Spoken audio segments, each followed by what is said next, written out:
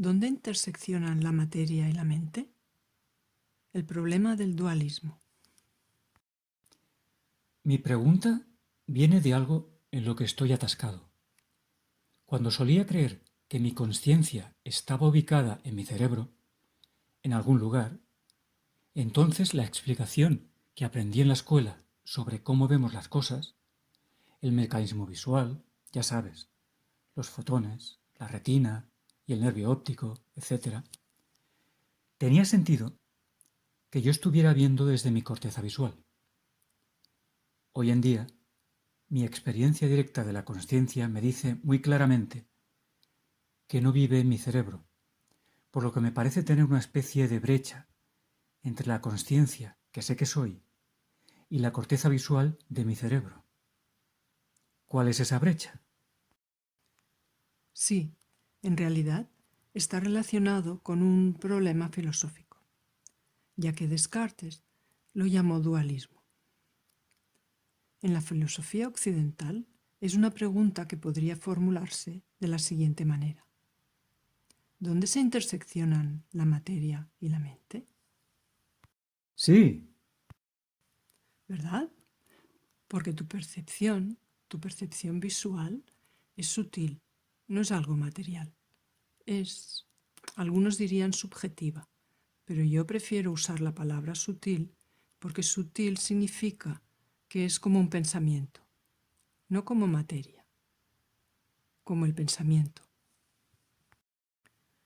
Entonces, aunque tenemos una evidencia experimental de que existe una conexión entre los eventos físicos y los eventos mentales, la interfaz de este mundo físico y el mundo mental se nos escapa, nos elude. Tenemos una evidencia experimental o experiencial de una vía de doble sentido entre la mente y la materia. Por ejemplo, si nos quemamos, como elemento físico experimentamos dolor. O, si se produce una explosión en el mundo, escuchamos el sonido. Entonces hay, en este caso, una relación causal que va desde un evento en el mundo físico a una percepción en el mundo mental. También existe la causalidad inversa del pensamiento, como decidir levantar el brazo ante un evento en el mundo y el alzamiento físico real del brazo en el mundo. Entonces, sabemos que existe esta vía de doble sentido entre el mundo físico y la mente. La pregunta es, ¿dónde está el punto de intersección? Y en ese sentido, la belleza de la no dualidad es que, desde mi punto de vista, es el único modelo válido, el único modelo posible, porque obviamente estos dos reinos, el reino sutil y el reino físico denso, se cruzan. Tienen que interseccionar porque se comunican. Entonces, en nuestra experiencia, esta intersección, en nuestra experiencia humana, el único candidato posible es la consciencia, porque es la consciencia que está en la convergencia de ambos. Y si a eso le sumamos la comprensión de que la consciencia y la realidad son lo mismo, por supuesto, es la misma realidad la que cocrea el mundo y los cuerpos en el reino físico y la mente en el reino sutil. Entonces, los dos reinos, el físico y el sutil, son co-creados por la consciencia. Entonces, a las preguntas, ¿el reino físico crea el reino sutil? ¿O el reino sutil crea el reino físico? Las respuestas se vuelven mudas, porque no hay una verdadera respuesta. Es la consciencia la que co-crea ambos reinos y los crea conscientes con su interacción mutua. Entonces, es como si la consciencia en general crea mi experiencia del mundo en cada momento, y como parte de eso, crea la sensación de un cuerpo-mente humano, que si lo desea, usa el ámbito físico para ver algo a través de la corteza visual que la consciencia ya ha visto y creado de alguna manera? Sí, en realidad puedes elegir entre dos posibilidades. Una, que es como estaba argumentando anteriormente, una que es realista, porque la versión realista no dualista sería el mundo existe, por lo que la realidad del mundo es la realidad de todo lo demás. Por lo tanto, eso es consistente con los pensamientos creados por el cerebro humano, etc. Pero sin embargo, el perceptor real de eso es la realidad del universo. Y la posibilidad alternativa es la versión idealista, según la cual el mundo no existe independientemente de la mente. La consciencia proyecta todas esas mentes de una manera que es consistente con la existencia de un mundo externo, pero que en realidad no existe. A partir de estas dos hipótesis, ¿podemos verificar o falsear una de ellas? La respuesta desde nuestro punto de vista humano es no, no podemos. Y si tenemos en cuenta que la mente humana tiene acceso a la realidad externa a través de una ventana extremadamente estrecha, y que estas dos posibles conjeturas son creaciones de la mente humana, surge la tercera respuesta, que es, bueno, ninguna de estas versiones es buena. Son solo una explicación para la mente humana, pero de hecho, la realidad está más allá de eso. Ambas versiones y ninguna. Es lo mismo que ¿el mundo está hecho de materia? ¿El mundo está hecho de mente? Pues los dos y ninguno. ¿Existe otra opción? Pero en verdad no importa. Solo hay una realidad. Y eso es una buena noticia. Y esa es la hipótesis que se puede probar. Entonces, en ese caso, la respuesta a mi pregunta, ¿cuál es la brecha, la aparente brecha entre la imagen en mi corteza visual, en el cerebro, y la consciencia en general? Es, no hay una brecha.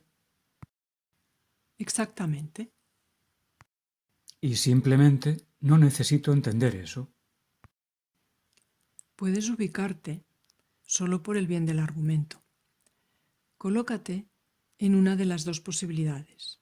Colócate, por ejemplo, en el caso de la versión idealista, en la que la consciencia proyecta pensamientos y percepciones en la mente, y no hay un mundo ahí fuera, como un sueño, ¿vale? Y proyecta dentro de sí todas las mentes, simultáneamente. Y debido a que la fuente de esta proyección es la consciencia única, y esta inteligencia infinita proyecta todas estas versiones del mundo en las mentes, en formas que son mutuamente consistentes con la existencia de un mundo externo que no existe.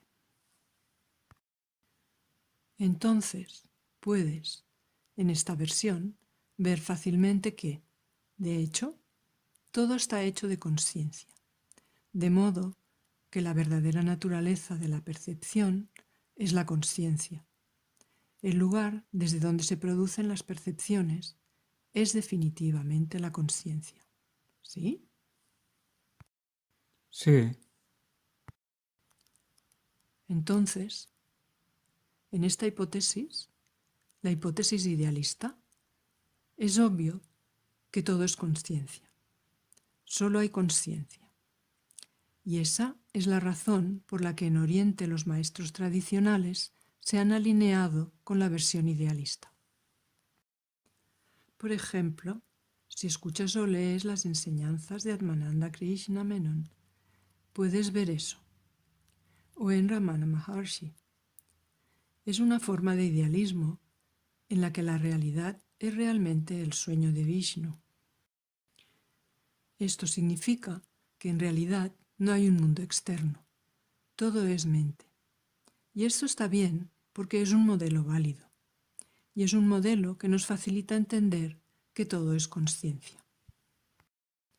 Sin embargo, la mente occidental, los científicos occidentales, están muy apegados a la noción de un mundo externo, por lo que para la noción de la naturaleza de la cual descubren y estudian las leyes, esta versión idealista es demasiado simplista, demasiado antigua, demasiado cavernícola.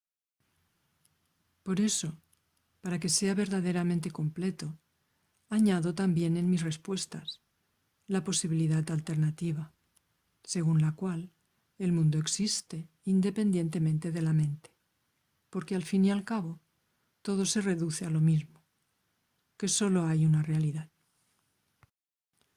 Esta versión de la no dualidad, y podríamos llamarla versión realista de la no dualidad, es más aceptable para la cultura occidental, y especialmente para la cultura científica, porque los científicos admiten de forma casi instintiva que existe la naturaleza, que existe una realidad cuyas leyes estudian. Entonces, para la mente occidental, este camino hacia la no dualidad es quizá más adecuado, al menos para aquellos que son académicos.